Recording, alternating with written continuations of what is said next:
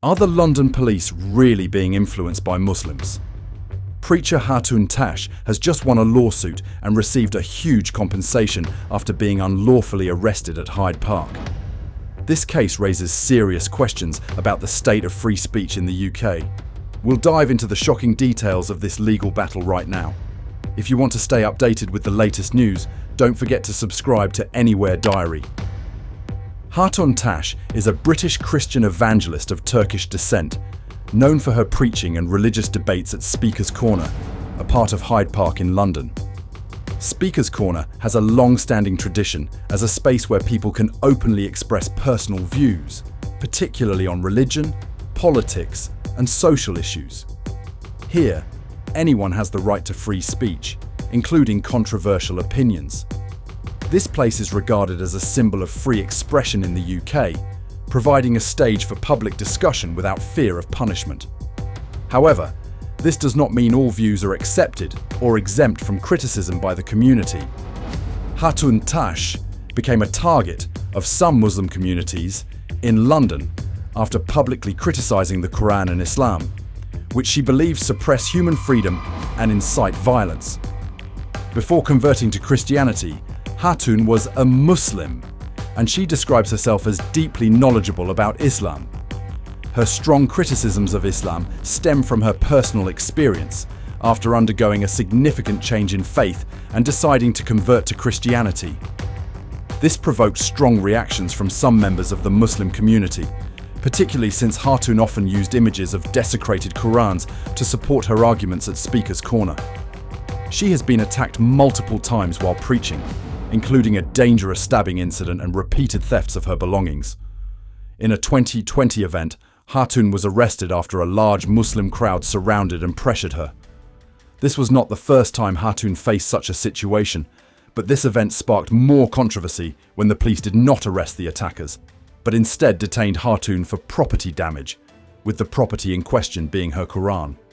Hatun Tash's case has deeply divided public opinion. Some argue that she is abusing free speech to provoke and create religious tensions. They criticize her act of tearing up the Quran as an unnecessary offense that could further divide religious communities in the UK.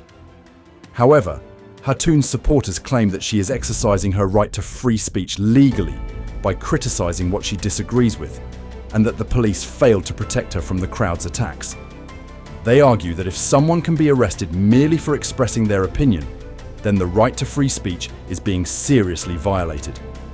This issue has become even more complex as Hatun continues to demand her right to free speech, asserting that she has the right to criticize any religion, including Islam, without facing punishment. Hatun Tash, after facing numerous attacks and discrimination from the police, decided to seek justice through legal action. She sued the Metropolitan Police after being unlawfully arrested at Speaker's Corner and won both cases, each time receiving $10,000 in compensation. Notably, both arrests were linked to her participation in debates at one of the UK's most symbolic locations for free speech. However, instead of protecting her right to express her views, the police seemingly failed to act decisively in addressing her attackers, something the court acknowledged in its rulings. In the first lawsuit, Hatun argued that the police violated her rights to free speech and personal liberty by unjustly arresting her, despite her involvement in a lawful debate. Hatun's evidence suggested that the police overreacted to pressure from the Muslim crowd rather than protecting her from being attacked. She emphasized the injustice of the police arresting her while failing to detain the Muslim men who assaulted and robbed her, which raised questions about fairness and transparency within the legal system. Hatun made it clear in her case that regardless of religious differences, everyone has the right to criticize any religion they disagree with, particularly when those beliefs pertain to moral and human rights issues. For her, criticizing the Quran and aspects of Islam was not an act of aggression, but part of her right to free speech, which is protected by UK law. Her act of tearing up the Quran, a deeply controversial and offensive action for many Muslims, became a focal point in the broader debate about the boundary between free speech and respect for religious beliefs. In the second lawsuit, Hatun once again highlighted that the police failed to fulfill their duty to protect citizens. This time, she was arrested for wearing a t-shirt depicting the Prophet Muhammad, a taboo in Islam, but not against UK law. Hatun stressed that she had the right to wear any clothing and express any viewpoint within the bounds of the law, and that the police's decision to arrest her for hurting religious feelings was unreasonable. This sparked a debate about whether the police were upholding justice or merely trying to appease extremist elements within the Muslim community. Another key point in both cases was the court's finding that Hatun was not arrested for violating any laws, but because the police feared the crowd might turn violent if they didn't act. This highlighted a troubling reality. Rather than defending citizens' rights, the police chose the safer option of yielding to pressure from large groups. This not only harmed Hatun's rights, but also posed a threat to the broader principle of free speech in society.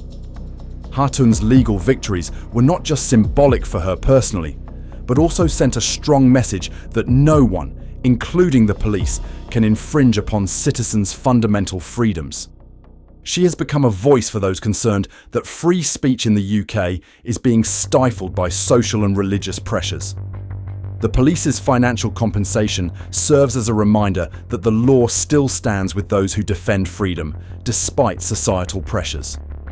Speaker's Corner at Hyde Park, London, is not just a famous landmark, but also a vital symbol of free speech in the UK.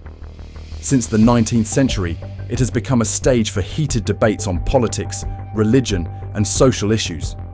It's a rare space where people can speak publicly without fear of repression, something uncommon in many other countries.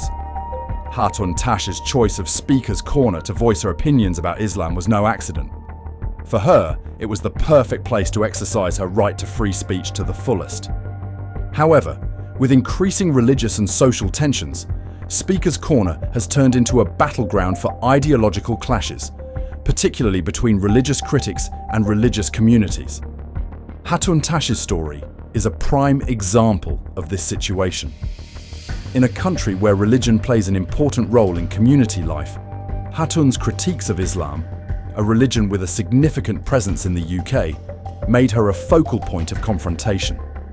Speaker's Corner has long been seen as a sanctuary for free speech, a place where anyone could come and debate any topic without fear of censorship or repression.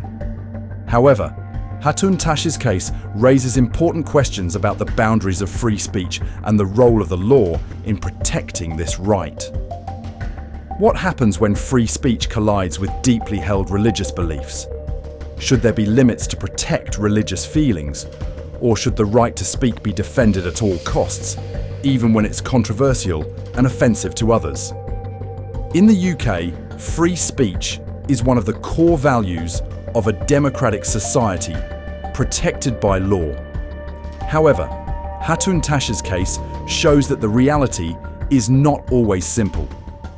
When these values are tested by religious conflicts, free speech can be informally limited through social pressure and the actions of law enforcement.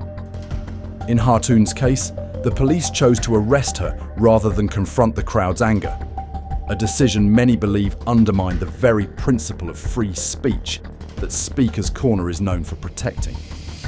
Furthermore, this case sheds light on another concerning trend in modern society: the influence of large groups on legal and political decisions. While some support limiting free speech to preserve social harmony and respect for religion, others, like Hatun, argue that placing such limits weakens the principles of freedom and fairness. If a group is large and powerful enough to pressure the authorities, does that mean they can control the law and dictate what can or cannot be said? Historically, Speaker's Corner has been a place to test and protect this freedom. From political activists and religious preachers to those with radical views, many have found a space to voice their opinions, with several civil rights movements in the UK starting here.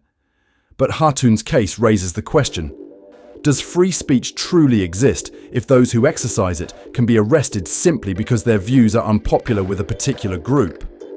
Hatun's legal victory, in which she received compensation from the police, is a legal triumph. but it also serves as a warning about the fragility of free speech. Additionally, the case emphasizes the importance of impartiality in law enforcement.